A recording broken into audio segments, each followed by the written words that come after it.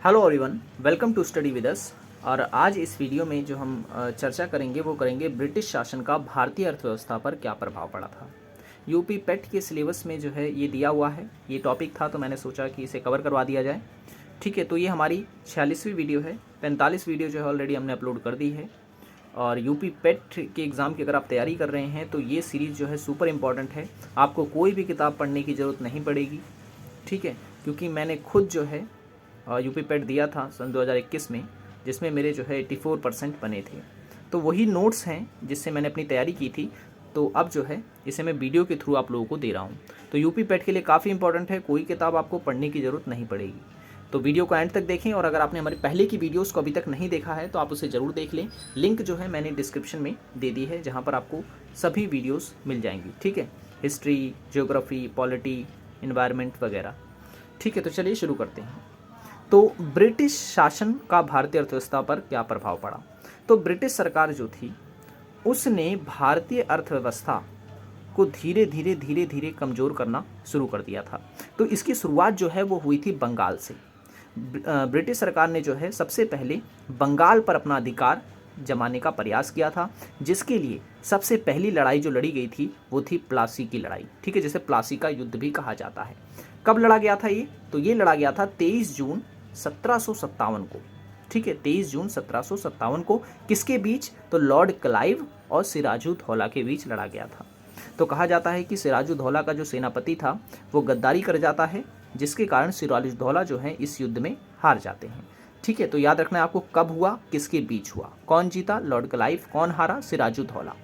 और एक और, हालांकि बीच में और भी लड़ाइयाँ होती रहीं बंगाल की गद्दी को लेकर के।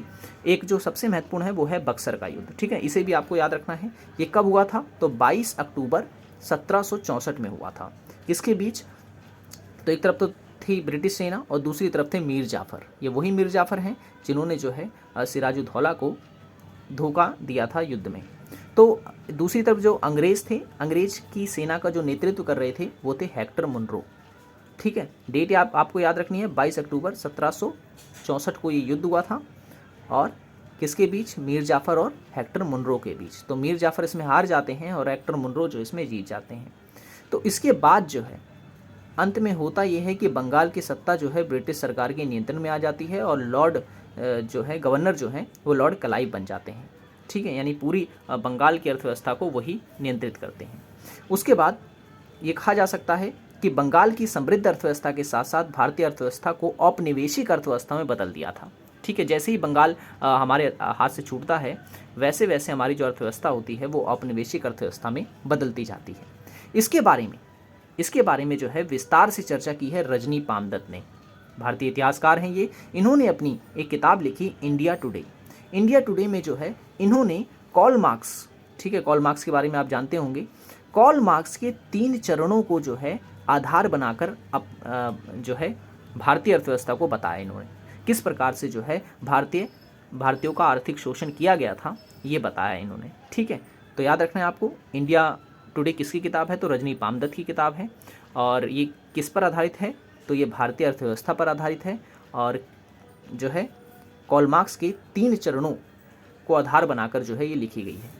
ओके, अब रजनी पामदत्त जो है वो भारत का आर्थिक इतिहास समझाने के लिए जो है 3 वर्गों में इसको डिवाइड करती हैं या कहीं की बांटती हैं। पहला है वाणिज्य, दूसरा है औद्योगिक मुक्त व्यापार और तीसरा है वित्तीय पूंजी।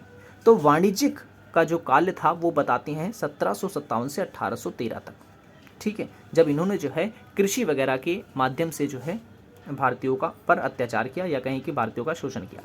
दूसरा, उद्योग के रास्ते भी उन्होंने भारतीयों का शोषण किया। कब से कब तक? तो 1813 से 1858 तक। उसके बाद वित्तीय पूंजीवाद आया 1860 के बाद। ठीक है, तो ये आपको तीनों याद रखना है। किसने ऐसा बताया? तो रजनी पामदत्त ने बताया है अपनी पुस्तक इंडिया टुडे में।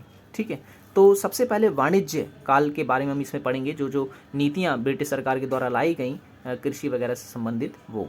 तो सबसे इंपॉर्टेंट जो इसमें है, हालांकि सारे पॉइंट्स मैं आपको नहीं डिस्कस करूंगा, जो इंपॉर्टेंट है एग्जाम पॉइंट ऑफ व्यू से वही मैं आपको बता रहा हूँ। ठीक है, तो स्थायी बंदोबस्त, ये ब्रिटिश सरकार के द्वारा जो है ये व्यवस्था लाई गई थी। क्या था स्थायी बंदोबस्त में?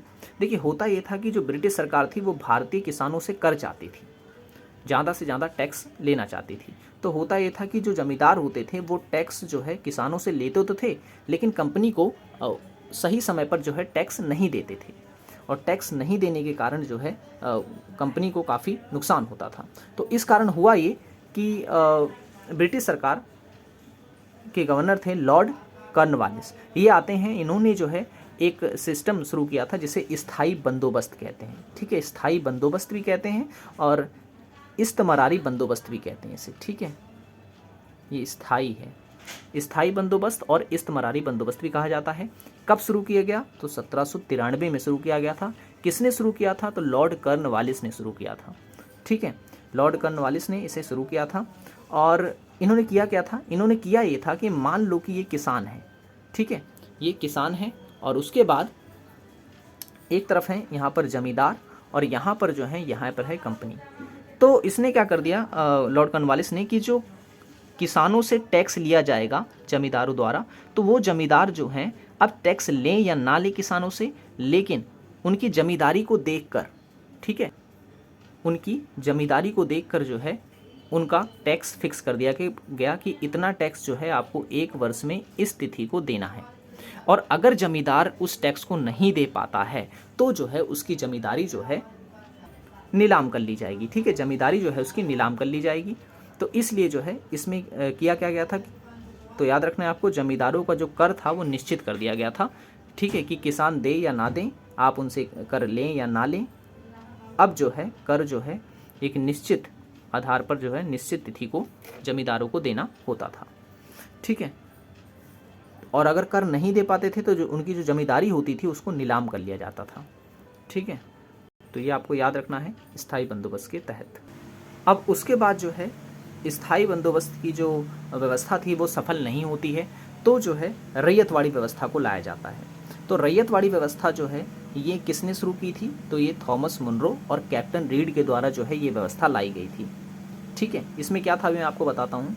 और ये सबसे पहले कहाँ लागू की गई थी? तो याद रखना है आपको, तमिलनाडु के 12 महल में जो है इसे लागू किया गया था, या कहीं कि दक्कन के पठारों पर भी इसे जो है पहली बार लागू किया गया था। और इसमें था क्या? इसमें था ये कि जो किसान थे वो अब सीधा जो है कंपनी को कर देंगे। इसमें जमींदारों को जो है हटा दिया गया, यानी जमींदारों का पत्ता जो है इसमें से काट दिया गया कि अब ना तो जमींदार कर इकट्ठा करेंगे और ना ही उनके ऊपर कोई जिम्मेदारी रहेगी, अब सीधा कंपनी जो है किसानों से कर लेगी। इसमें ये तय किया गया था रैयतवाड़ी में, लेकिन ये भी जो है आगे चलकर जो है असफल हो जाती है।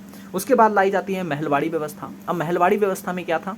इस व्यवस्था में ये था कि भू राजस्व का निर्धारण जो होता था वो महल यानी कि समूचे गांव के आधार उत्पादन के आधार पर किया गया, यानी कि इसमें प्रति व्यक्ति वगैरह का लफड़ा जो है वो नहीं रखा गया। पूरे गांव जो होगा वो उनके उत्पादन के आधार पर जो है कर का निर्धारण किया जाएगा। और इस बार जो कर इकट्ठा करने का कार्य सौंपा गया वो सौंपा गया गाँव के मुखिया को।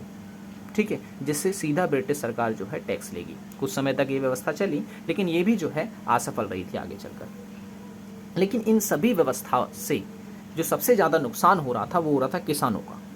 ठीक है, और यह व्यवस्था जो थी वो ब्रिटिश भारत के कुल क्षेत्रफल का लगभग 30% हिस्से पर लागू हुई थी। याद रखना आपको, 30% हिस्से पे जो है इसे लागू किया गया था।